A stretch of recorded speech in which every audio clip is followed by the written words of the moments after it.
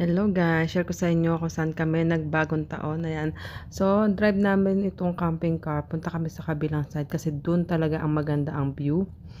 Mga alas 3 to ng hapon guys. So, kasi hanggang alas 6 lang yung restaurant. So, order na lang kami kasi tamad na ako magluto. Tsaka yung asawa ko naman, tsaka anak ko hindi kumakain ng marami. So, yun lang talagang enough para hindi rin ako mamoblema sa leftover. So, hindi ko rin kasi hilig magluto talaga ng maramihan. So, order lang muna kami ng food. Ayan. So, yan. Order lang kami ng enough talaga. Yung anak ko kumain na rin, naman na siya. So, kami na lang mag-asawa. Pero may dala akong extra food para sa kanya. Just in case nagutumin siya. Ayan. Kasi medyo maaga pa to. So, nagdala lang ako ng kaunting rice porridge ba yun? Ayan. So, makikita nyo guys, sobrang tahimik ng place namin. So, yun naman ang kagandahan dun. Kasi dito, bawal palang mag-start ng fireworks bago mag alas 6. Dapat alas 6 pwede na yan. Ayan. So, ayan guys. May mga bukas na tindahan pa rin. Ayan. Alam nyo, business is business. Pero hindi na ganun karami. So, punta tayo sa kabila. Sa kabilang side. Diba, halos wala ng tao.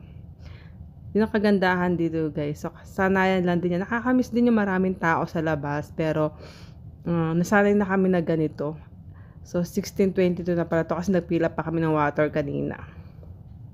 So, 4:22 na to ng hapon. So, ayan guys. Diba? Nung Christmas, nawala yung snow kasi nag-rain siya. Pero ngayon bumalik uli. So, White New Year tayo guys. So, punta tayo sa kabila. Hindi makakalayuan yun. Siguro ilang minuto pa, 5 minutes, 10 minutes yan. Maximum mga 10 minutes pag ulan traffic. So, malapit. So, fish industry to guys. Ayan. O, diba? So, kain lang muna din kami ni Mr. Tapos, relax kami dito.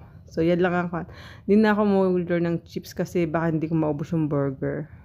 Sayang naman. So, yan ang view natin dyan. Ayan yung bayan sa kabila. Si Bebe yan, nagpapahinga na dyan. Kain lang muna kami ni Mr. Tapos, ang mga alas 8, kailangan kasing matulog na anak ko ng alas 8. So, nagsindi na kami ng mga paputok namin.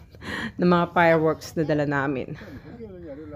Ayan. So, super smooth lang. Mabuti na lang maganda yung panahon ng mga oras na yan.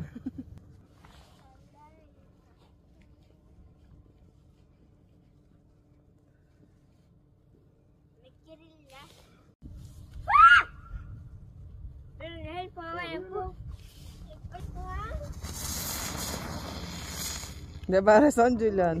Julian,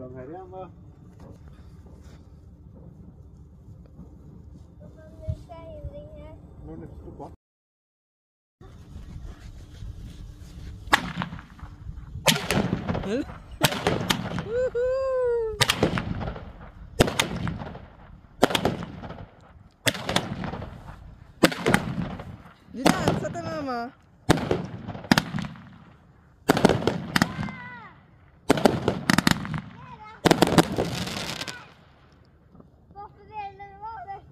Yes, ka na sa film mo.